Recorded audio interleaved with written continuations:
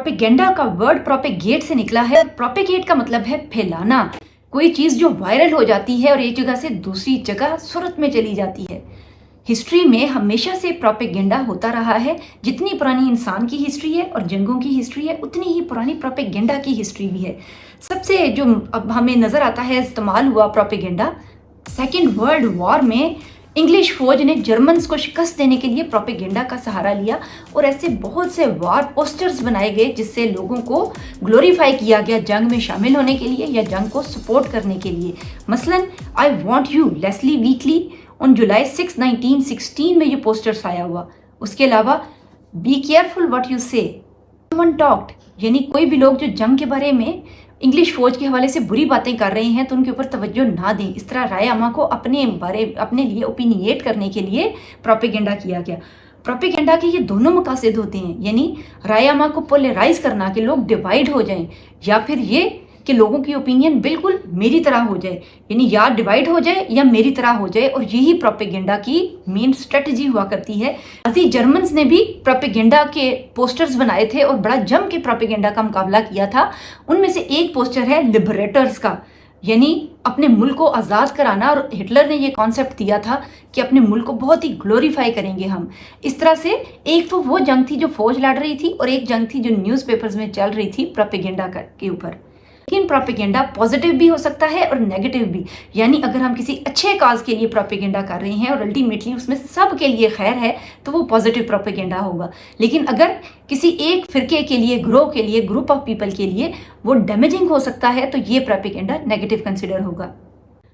आजकल के दौर में जब सोशल मीडिया आ चुका है और इंटरनेट आ चुका हुआ है तो प्रोपेगेंडा की जोतें भी बदल गई हैं।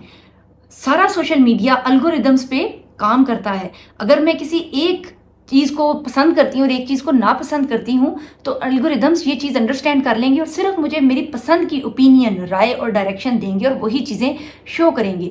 और मैं जिन चीज़ों के, जिन व्यूज़ के अगेंस्ट हूँ वो मटेरियल मुझे शो होना बंद हो जाएगा। इस तरह हमारे पास कंट्ररी ओपिनियन नहीं पहुँच पाती है और हम एक बेहतर एनालिटिकल रीजनिंग के काबिल नहीं रहते हैं। तो ये एक बहुत बड़ा पिटफॉल है मॉडर्न टेक्नोलॉजी का। आपने हमेशा ये ख्याल रखना है कि जब आप एक ओपिनियन बना रहे हैं तो कंट्ररी ओपिनियन को ज़रूर मद्देनज़र रखें और देखें कि आपका मुखालिफ खरीफ इस बारे में क्या राय रखता है और क्यों रखता है। मुशर्रफ के दौर में मीडिया हाउसेस बने और नए नए न्यूज़ चैनल्स वगैरह खुले। रशीद खान जो कि institute of strategic studies and research analysis में उनका आर्टिकल पब्लिश हुआ, उन्होंने इन दोनों बातों के ऊपर खुल के बात की और ये कहा कि मुशर्रफ ने लाइसेंस तो दे दिए लेकिन एक लाइन ऑफ गाइडेंस नहीं प्रोवाइड की कि उन्होंने किस तरह से प्रोपेगेंडा को टैकल करना है और किस तरह से इस चीज़ को हैंडल करना है। और सेकंड ये कि हमारी जो थिंक टैंक्स हैं ये इस काबिल नहीं हो सके कि इंटरनेशनल मीडिया के ऊपर अपनी जो आवाज़ है और अपने जो पॉइंट ऑफ व्यूज़ हैं उनको टैकल कर सकें और बेहतर तरीके से मुख्तलिफ चीज़ों में अपना मुकदमा पेश कर सकें। इस तरह उन्होंने हाईलाइट किया कि हमारे मीडिया हाउसेज में और हमारे प्रोपेगेंडा हाउसेज में कौन सी कमियां रह गई हैं। बहुत तकरीबन 10 साल पहले पब्लिश हुआ था और इसके आफ्टर मैथ्स हम अभी देख रहे हैं कि जिन चीज़ों की निशानदही की गई वो नहीं ख़त्म हुई। अभी मौजूद प्रोपेगेंडा बेस करता है साइकोलॉजी या पीपल के ऊपर, और साइकोलॉजी या पीपल ये है कि there are certain root beliefs in every culture. Root beliefs क्या हैं? हमारे वो बेलचक रवैये जिनके ऊपर हम कंप्रोमाइज़ करने को तैयार नहीं करते। मसलन मज़हब और कल्चर से रिलेटेड कोई भी चीज़ जिसके ऊपर हम नहीं चाहते कि ये चीज़ें हमारे माशरे में शामिल हों। अगर कोई प्रोपेगेंडिस्ट उन रूट बिलीव्स को अपने प्रोपेगेंडा में इस्तेमाल करता है तो उसकी कामयाबी यकीनी होती है, जैसे कि मज़हब कार्ड, औरत कार्ड, उसके अलावा गुर्बत ख़त्म करना, महंगाई ख़त्म करना, कश्मीर कॉज, हमारे मुल्क में ये चीज़ें यूज़ होती रही हैं। इस्लामाइजेशन कि हम इस्लामी कवानीन नाफिज करेंगे, हालांकि हमें अच्छी तरह पता है कि डीप इनसाइड इन लोगों के मोटिव्स ऐसे नहीं होते हैं कि जिससे हमें पता चले कि ये लोग वाक़तन अपने जो इरादे हैं और अपना प्रोपेगेंडा है उसके लिए मुखलिस भी हैं। एक और इम्पॉर्टेंट पॉइंट हमें नज़र आता है मुख्तलिफ रिसर्चेज में, वो कहलाता है इकोनॉमिक प्रोपेगेंडा। इकोनॉमिक प्रोपेगेंडा एक वाहिद इंडिकेटर है जो बहुत सारे इंडिकेटर्स को चित करने में कामयाब हो जाता है। यानी किसी प्रोपेगेंडा की सक्सेस और फेलियर का, कामयाबी और नाकामी का दारोमदार इकोनॉमिक प्रोपेगेंडा पे होता है। और इकोनॉमिक प्रोपेगेंडा क्या है कि अगर तो अवाम खुशहाल है और उनकी लाइफस्टाइल और उनका तर्ज ज़िंदगी इम्प्रूव हुआ है तो वो چاہے وہ رننگ گورنمنٹ ہے یا اپوزیشن ہے اس کا ساتھ دیں گے، لیکن اگر ان کی بنیادی مسائل حل نہیں ہو رہے ہیں اور اکنامک کرائسس ختم نہیں ہو رہے ہیں تو اکنامک پروپیگنڈا کے زیر اثر چانسز ہیں کہ وہ کوئی بھی اگر اچھی بات بھی ان کو بتائی جا رہی ہے، کوئی پازیٹیو بات بھی بتائی جا رہی ہے تو لوگ اس پر یقین نہیں کریں گے۔ اکنامک پروپیگنڈا کے انڈیکیٹرز کون سے ہوتے ہیں؟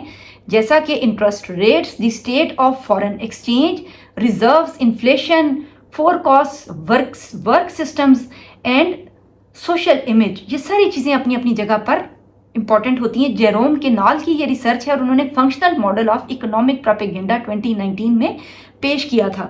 پاکستان میں جو ملٹری پروپیگنڈا ہے اس کی جو ایک روٹ بلیو تھا وہ یہ تھا کہ we want to strengthen Pakistan and we are trying to win the wars. War propaganda تھا کہ ہم کچھ ٹیررسٹ کے خلاف لڑ رہے ہیں اور ہمیں ملک کے ساتھیوں کی ضرورت ہے، اور لوگوں نے کہا کہ ہم روٹی نہیں کھائیں گے لیکن ہم ایٹم بم بنائیں گے۔ یہ ہے تو ہمارا جو سب سے کمزور ویکسٹ پوائنٹ ہے as a nation and as human beings, وہ ہمارے روٹ بلیوز ہوا کرتی ہیں۔ ہمیں جو ہی لگتا ہے کہ ہمارے روٹ بلیوز کو زک پہنچ رہی ہے وہیں پہ ہم ریئیکٹ کرتے ہیں، اور اسی ریئیکشن کا فائدہ پروپیگنڈسٹ اٹھاتے ہیں اور ہمیں ایکسپلائٹ کرتے ہیں۔